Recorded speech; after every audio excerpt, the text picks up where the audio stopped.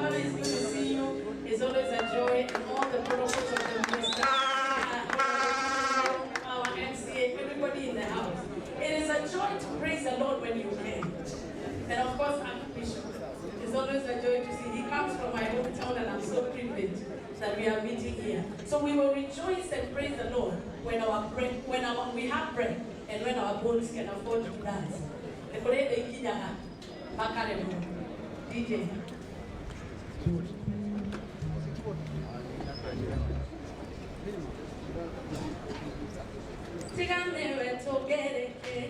Together,